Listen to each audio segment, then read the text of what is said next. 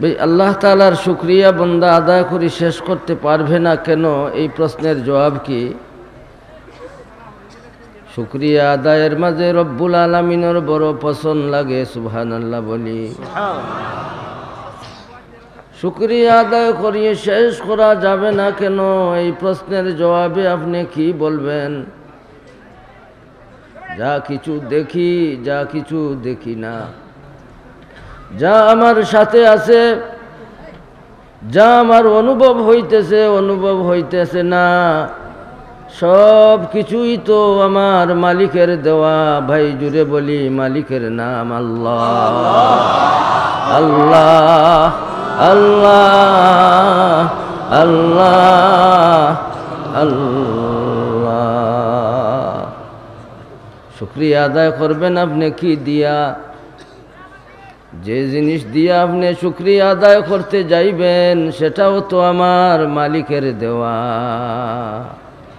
তাই তো গোলাম, তোমার শুকরিয়া আদায় করে মালিকের শুকরিয়া আদায় শেষ করা যাবে না। তাই বলিয়া কি ভাই শুকরিয়া আদায় করতে আমরা বখালতি করব না? মওত পর্যন্ত মাবুদের শুকরিয়া আদায় করতেই যাইব। জুড়ে বলি ইনশাআল্লাহ। ভাই যারা হওয়ার অবস্থায় শুকরিয়া আদায় করে তাদের জন্য কি রেখেছেন আল্লাহ? জুড়ে বলি সুবহানাল্লাহ। সুখে দুঃখে যারা রব্বুল আলামিনের শুকরিয়া আদায় করে তাদের আল্লাহ কি দিবেন? আউয়ালু মান ইউদা ইলাল জান্নাতি আল হাম্মাদুন। সুবহানাল্লাহ। আউয়ালু মান ইউদা ইলাল জান্নাতি আল হাম্মাদুন আল্লাযীনা ইয়াহমাদুনাল্লাহা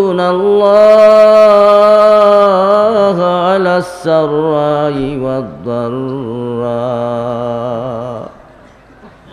সুখের অবস্থায়ও মাবুদ ভুলে না, দুঃখের অবস্থায়ও মাবুদের নাম ছাড়ে না।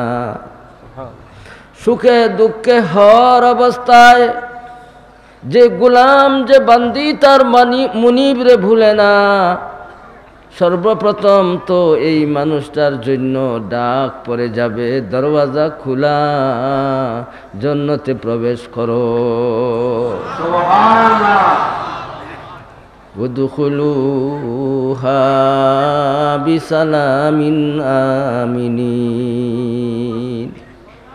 শান্তি নিরাপত্তার সাথে জান্নাতে প্রবেশ করতে পারবে কে? গাফিল যে সে নয়। সজাগ রইয়া রইয়া জীবন যৌবন দিয়া যে মানুষটা আল্লাহ তাআলার পথে তার এই সময়রে কাটাইয়া গেছে, এই মানুষটার জীবন সফল।